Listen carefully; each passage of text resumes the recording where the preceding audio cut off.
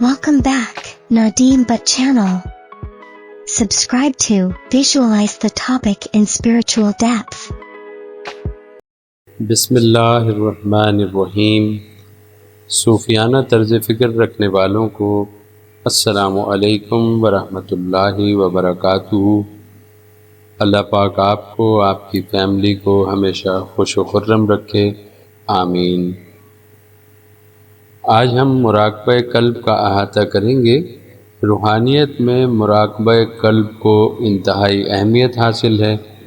مرشد کریم کی تصنیف مراقبہ سے عنوان مراقبہ قلب، پیج 308 to 309۔ روحانیت کے مطابق کائنات ایک جہت میں نقطے کی حیثیت رکھتی ہے، یعنی کائنات کی تمام موجودات ایک نقطے کے اندر بند ہیں۔ نقطے کے اندر کائنات کی موجودگی مائکرو فلم کی طرح ہے۔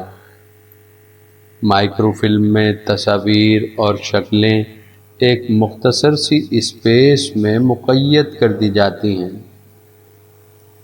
اسی طرح کائناتی نقطے میں بھی مظاہر نقش ہیں۔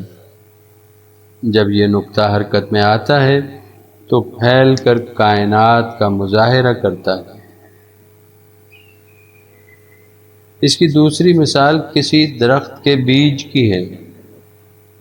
ننھے منھے بیج میں جس کی حیثیت ایک نقطے سے زیادہ نہیں ہے، درخت کی پوری زندگی، پتے، پھول، پھل، شاخیں اور آنے والی نسل کے تمام درخت محفوظ ہوتے ہیں۔